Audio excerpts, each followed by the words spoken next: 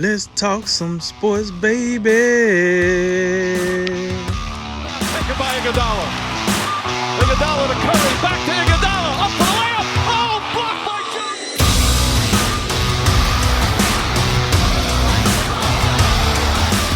And remember, make tomorrow better than today, and make today better than yesterday.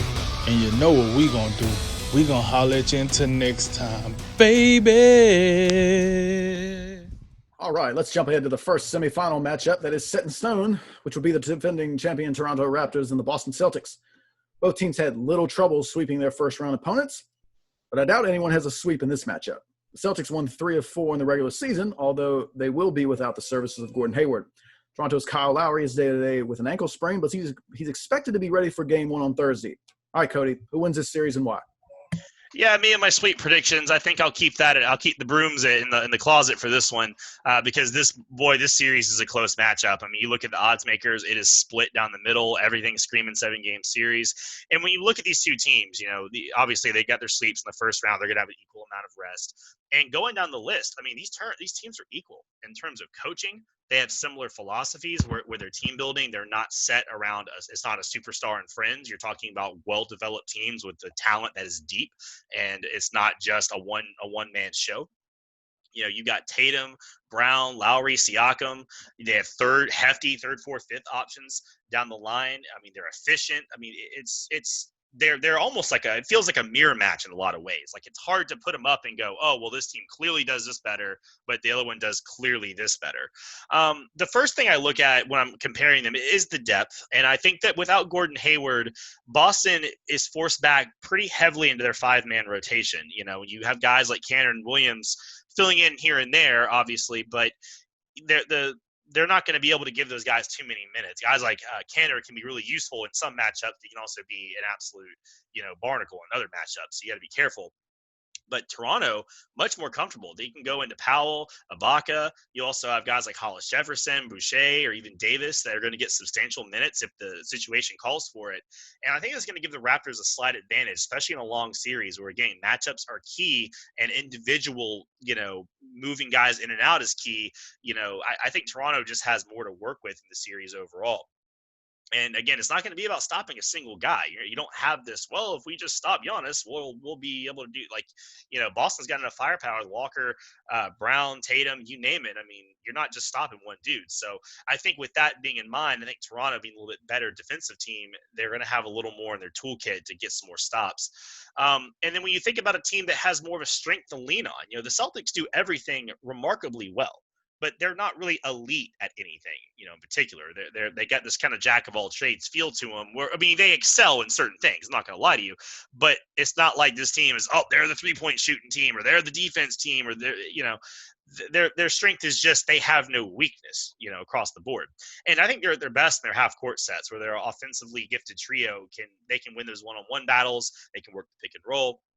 Toronto, I think, is more of an elite defensive team, and they can struggle a little bit on offense at times without fast break opportunities and turnovers and things like that. So if I was looking for an issue, that might be it with Toronto. So Boston doesn't really have that penchant to turn the ball over or, slow to get back on defense. They're pretty well coached, and they definitely have the effort and whatnot. So I think Toronto is going to have to be aggressive in creating those fast break opportunities and second chance boards and things of that nature to do that. Because I think if the pace is slow, this is going to favor Boston. And we look at individual matchups, it feels like a push with the starters. I think that Siakam probably is going to have the biggest single advantage in the series because he's likely going to be guarding Tice or Smart on defense now that Smart's got to play a lot more minutes with the Gordon Hayward absence, which that's going to leave Siakam a little bit more free on offense to kind of do what he wants to do. So I think also, obviously, if Lowry isn't able to go or he's significantly hampered, that kind of hurts things. But overall, I think I would have to call this as Raptors the 7. I think that what you'll see come down is 2 equal teams. And if I've got to pick a winner, if most things are considered equal, I think Toronto has just been through this ringer already. They were through it last year. This whole team went to the finals, and Kawhi or not, they seem like a pretty good team still. And is this Boston team ready to make that next step, get over the hump? I mean, Philly wasn't the test that we would think they might be. So if Tatum and Brown are world beaters, though, I mean, it could just as easily be Boston in 7. So I think Boston goes as far as their wings take them, and we will see who gets it pulled out. Yeah. Well, I disagree. I disagree with your conclusion, but that's okay. Because I think what you're missing is this. And I've said this before. My problem in this series with Toronto is, yes, I understand they're the defending champions. A lot of respect for them. And they've done a remarkable job this season. I mean, Nick Nurse, coach of the year for a reason. Pascal Siakam, he has taken another step towards superstardom. I mean, this is a guy that most improved player last year. He had an argument for most improved this year with the improvements that he's made. And he was an all-star starter for the Eastern Conference. I mean, that happened. Kyle Lowry, we know what he's going to do. He's going to go out there, make some threes, fall down from time to time, and draw some fouls. Fred VanVleet's been very good for them. He's been outstanding. It seems like almost since the light switch turned off in the Milwaukee series, he's been outstanding since then. And OG Anunoby, I brought him up. He was injured last year. You lose Kawhi, you get Anunoby back. He's no Kawhi, but he's another guy. He fits into that style. He can play really good defense for you. And we know Gasol is going to come out there and just take up space mostly. He's not going to do much offensively. But, yeah, and Ibaka and Powell, that's about where I think depth for me really isn't a big concern for either team. I think this is one of those series where, for the most part, you're going to see these teams shorten their rotations. I think the Raptors go 7 deep in this series for the most part, unless they, there's some really serious foul trouble that goes on. And I think Boston really, they're gonna play a bit more players because they don't have any Gordon Hayward. So Marcus Smart is going to get a lot more minutes. You're going to get Cantor out there. Wanamaker is going to get minutes. I think Toronto's their 6 and 7 are better than Boston's 6 and 7 right now with Ibaka and Powell. But what it comes down for me in this series is Toronto is an elite defensive team.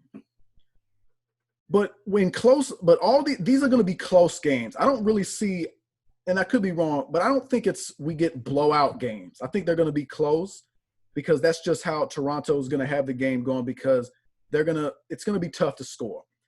But they're not running away from people. I don't see that happening. And I do think late in games, they will struggle to score. Listen, last year, Kawhi Leonard is the guy in a late game situation. Here's the ball. Take us there. And he did. They don't have that guy. I don't see it. I don't think it's Siakam at this point, although he's had an exceptional year. I just told you about it. You're not getting me to believe in Kyle Lowry to that degree. I'm sorry. I've seen it too many times, and we cannot forget the days when they were perennial no-shows when it was time with Kyle Lowry and DeMar DeRozan. And VanVleet, I just don't see it. I don't see it. And it comes down to, I do see it, though, in Jason Tatum. I do see it in Jaylen Brown and Kemba Walker. He's good for a little something late in games. I think Kemba Walker's got that clutch gene as well. And not to say Lowry and VanVleet, they can hit big shots. But I think in this series, it's about Tatum and Siakam. Those are your best players. Which stars will shine brightest? And Jason Tatum has me believing in him. I also got belief in Jaylen Brown. I got belief in Kemba Walker. And I think late in games, Boston will be able to execute, and I don't think Toronto will be able to execute. I really think the difference is ultimately, can Toronto make enough threes from specifically Lowry and VanVleet? And I think Boston would they need to be very careful with how they collapse in this series, because one thing about Toronto, they can get scorching hot from three. Lowry and VanVleet in particular. I would caution Boston in how they collapse off penetration, because you don't want to let those guys all of a sudden get hot, because then you can be in for a long day. But I think I like Boston in this series. It's going to be a great matchup, great coaching, great young talent across the board, except Lowry and Gasol. They're kind of old. Ibaka's getting up there too as well. But I got Boston in 6.